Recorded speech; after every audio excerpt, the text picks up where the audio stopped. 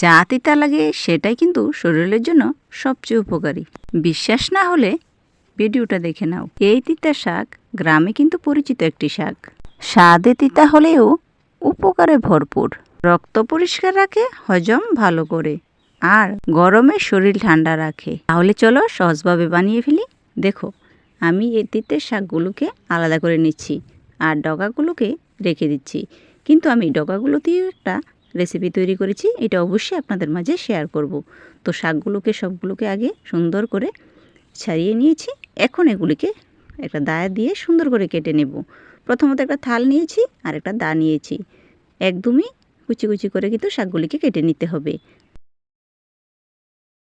ছোটোবেলায় এই শাকগুলো কিন্তু একদমই খেতে চাইতাম না। এখন বড় হয়ে বুঝতে পারছি মায়ের হাতে তৈরি এই শাক কেন বানাতো আর কেন আমাদের খাওয়াতো, এখন বুঝতে পারছি।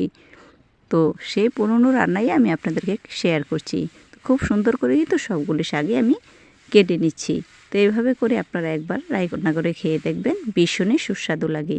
খেতে একটু তিতা হলেও কিন্তু ভীষণই মজাদার, গরম গরম ভাতের সাথে খেতে দারুণ লাগে। তো এইভাবে করে আমি সবগুলো শাক কিন্তু কেটে নিয়েছি।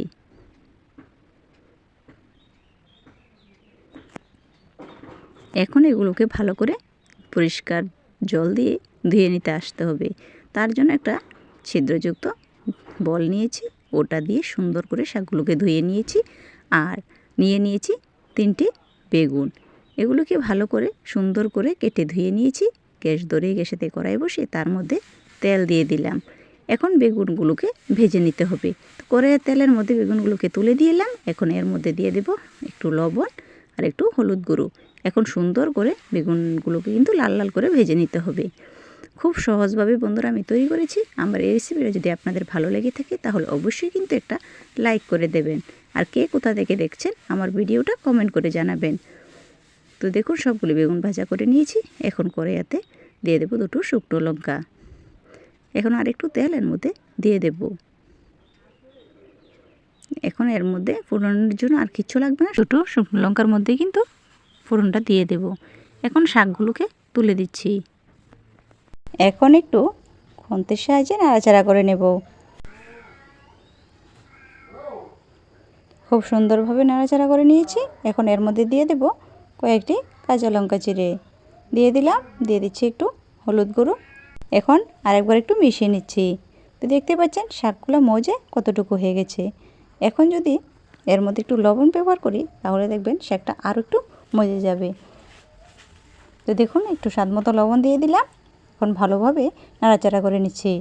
তো একটু ঢাকনা দিয়ে দিলাম 2 মিনিটের জন্য। দেখুন, ঢাকনাটা দিয়ে দেখুন এর মধ্যে কিন্তু আরও 2-1বার আমি নাড়াচাড়া করে নিয়েছি। খুব সুন্দরভাবে মিশিয়ে নিলাম। এখন ভেজে রাখা বেগুনগুলোকে এর মধ্যে অ্যাড করে দেব। তো খুব সহজভাবে বন্ধুরা আমি শাকটা তৈরি করেছি। আপনারা অবশ্যই এভাবে রান্না করে খেয়ে নিতে পারবেন। ভীষণই টেস্টি হয়। চাইলে এর মধ্যে কিছু সিমের বিচিও ব্যবহার করতে পারেন। খেতে কিন্তু দারুণ লাগে। আর যারা রসুন খেতে ভালোবাসেন তারা অবশ্যই ফোড়নের সময় রসুনটা ব্যবহার করে দেবেন।